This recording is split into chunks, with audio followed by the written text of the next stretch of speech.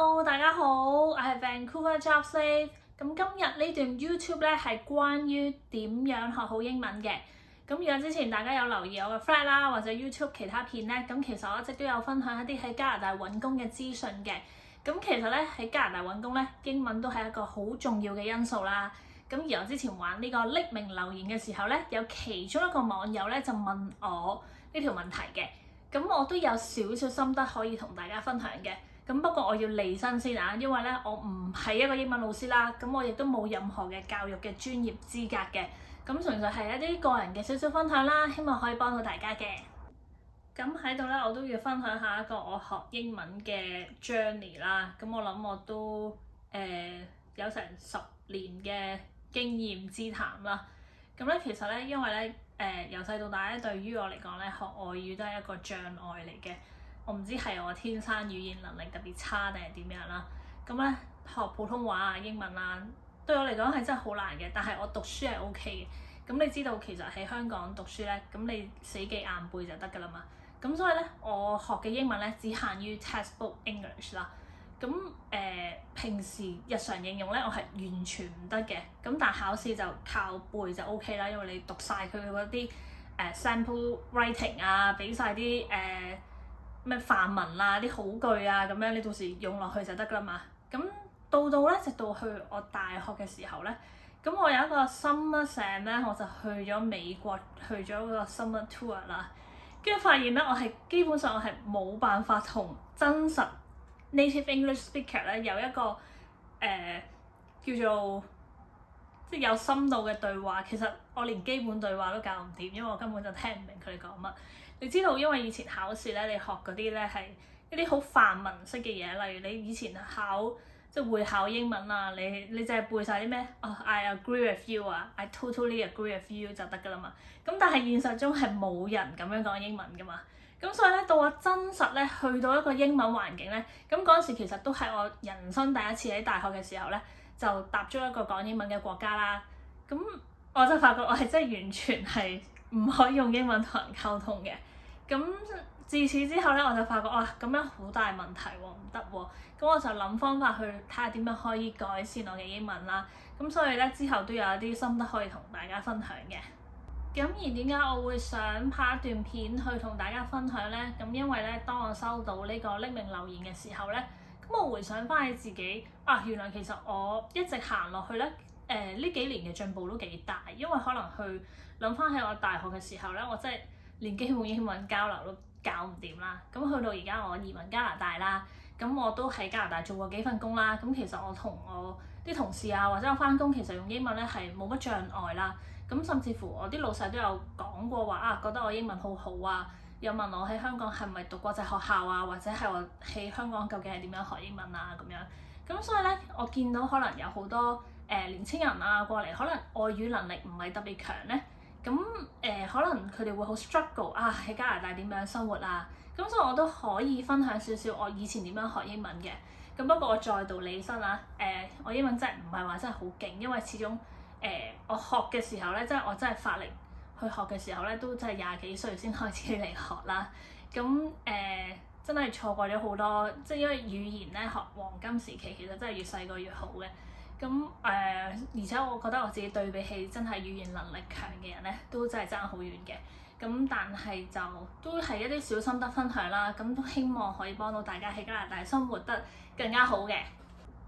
咁其中一個咧，對我嚟講咧，喺我成個學英文嘅路程上面咧，對我嚟講係啟發好大咧，就係咧我無意中咧睇到一本書啦，叫做《千萬不要學英語》。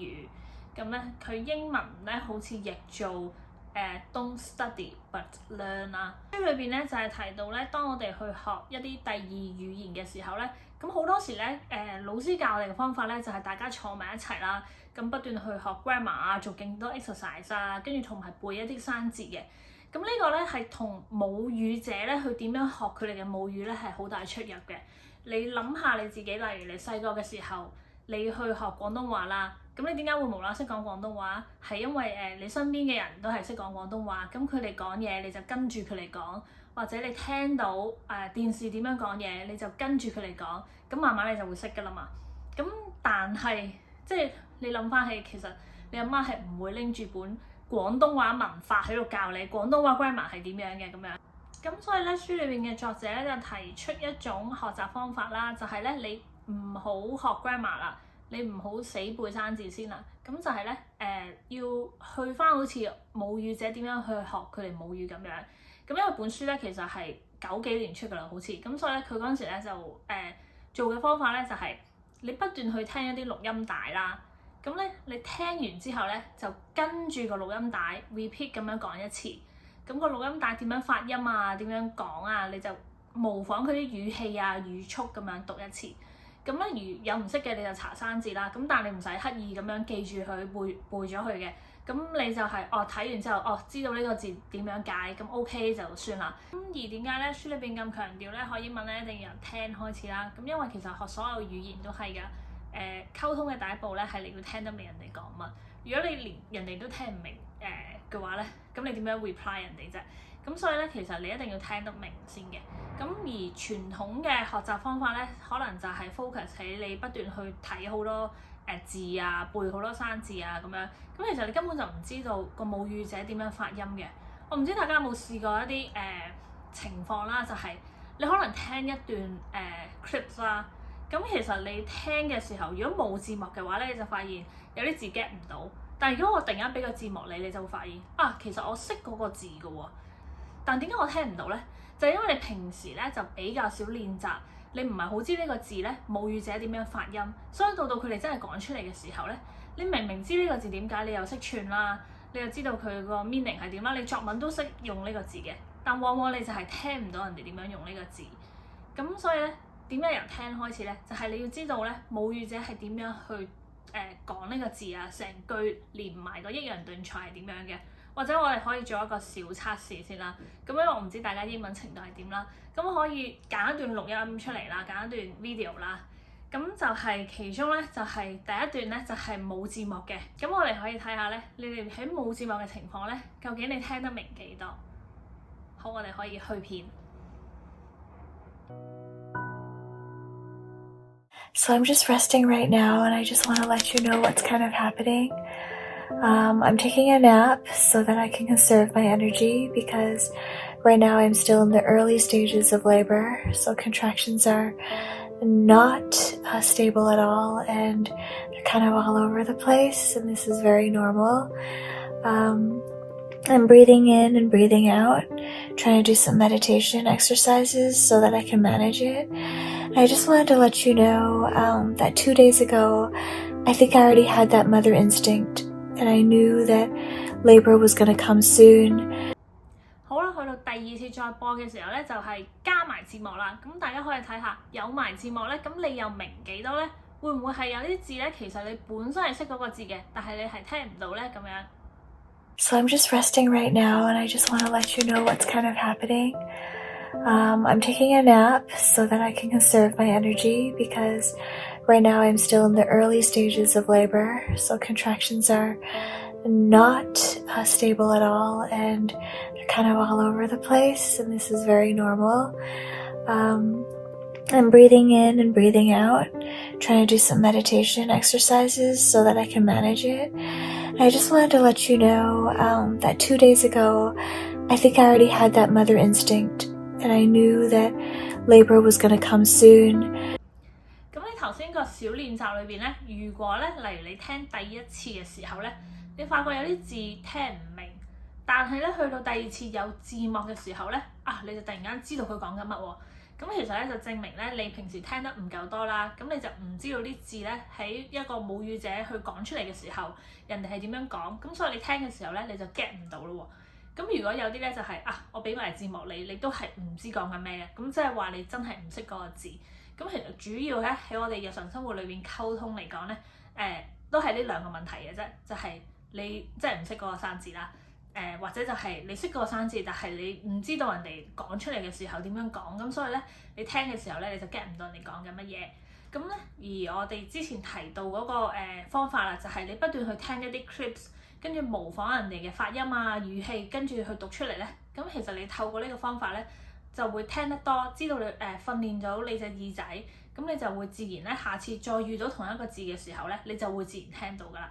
咁另外就係如果你遇到啲字唔識嘅時候，咁你就即係查下點解，咁但係你唔使刻意去記嘅，因為咧當你去即係可能個作者講到話你每個禮拜可能真係抽少少時間啦，唔使好似佢咁樣講話每日1個鐘咁樣，即係可能每日半個鐘咁樣啦。你夠時間比較耐嘅時候，你讀嘅 materials 比較多，咁你自然咧下一次都會遇翻同一個生字嘅。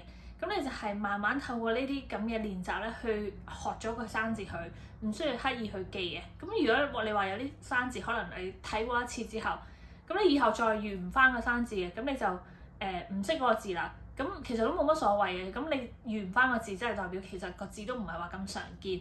咁可能對你日常用英文咧，都唔係話太大影響嘅。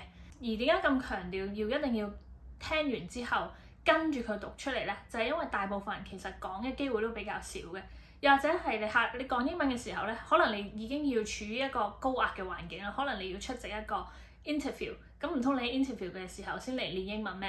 咁你梗係先前已經做好準備功夫啦，咁就係你之前講得多，你先會去到 interview 嘅時候講得順嘅，因為你不斷去講嘅時候咧，其實你肌肉有記憶啦，你下次再講翻啲類似嘅字嘅時候咧，你就會發覺自己慢慢咧講得順啦，慢慢個發音咧就會發得好嘅。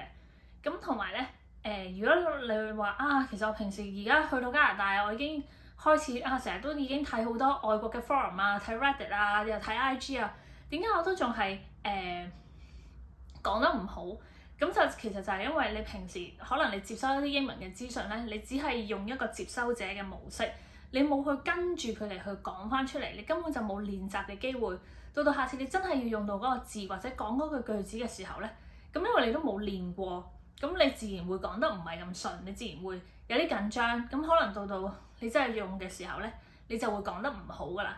咁所以咧，書裏邊我覺得個方法係幾好嘅，你就係不斷透過你聽完之後，你不斷自己喺屋企講，自己喺度自言自語咁樣。咁其實你就透過呢啲咁嘅叫做比較 safe 嘅環境，即係唔係叫你去 interview 啊，又唔係叫你去演講，你自己屋企病埋喺邊度，你練到 OK 嘅時候，你就會發現有一日你需要用嘅時候，你就會講得好咯。咁同埋最後我都想講嘅咧，就係其實我覺得語言都係攞嚟溝通嘅啫，大家唔使話真係睇到咁重要啦。我覺得咧喺香港嘅時候好搞笑，啲人咧係好中意咧笑人哋英文差啊。咁或者咧，有啲人會因為英文差而好自卑啊！唔知因為可能香港個風氣係咁樣啦。咁其實嚟到加拿大之後咧，係冇人會 judge 你口音啦，冇人會 judge 你講得唔好嘅。其實只要你肯講，就 OK 噶啦。咁可能到我而家有時翻工啦，因為可能我嘅職業嘅關係啦，其實我做嘅嘢有時會牽涉啲比較 technical 嘅 knowledge 啦。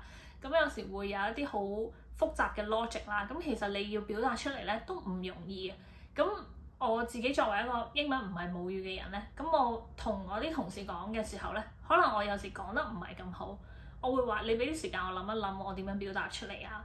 或者有時我開會嘅時候唔係好明佢哋講咩嘅時候，咁講真你唔明，你咪直接問你究竟講咩，可唔可以講多次啊咁樣咯。但係我反而覺得喺香港嘅時候，我留意到咧，好多人都會因為唔夠膽講英文咧，而令到成個溝通咧係好差嘅。即係咧，我以前都會嘅喺香港嘅時候咧，因為我喺香港其實大部分時間返工咧都係主要都係用英文嘅。咁但係咧有時咧開會咧，有人問我啲問題咧，我真係聽唔明咧，我係 dead 咗，我係唔知點答佢咯。咁呢個唔係即係其實已經唔係一個英文能力嘅問題咯，純粹而係一個成個溝通就係。因為嗰陣時可能我怕醜，覺得會唔會俾人覺得我聽唔明啊，好柒啊咁樣。咁但係其實你一個有效嘅溝通，你聽唔明你咪問你究竟講緊咩啊，可唔可以 rephrase 啊咁樣咯。咁所以我覺得大家嚟到加拿大可以放開呢個心態啦。咁因為其實呢邊就真係比較即係比較多元咯，就唔會話有人 judge 你口音啊，或者你本身個 fluency 啊咁樣。咁當然你越好嘅話，你職場英文越好，你職場會爬得越高啦。咁但係其實第一步就係只要你咁講去行出第一步咧，咁其實已經好過如果唔敢講嘅人咯。咁就希望今日我 share 嘅方法係幫到大家啦。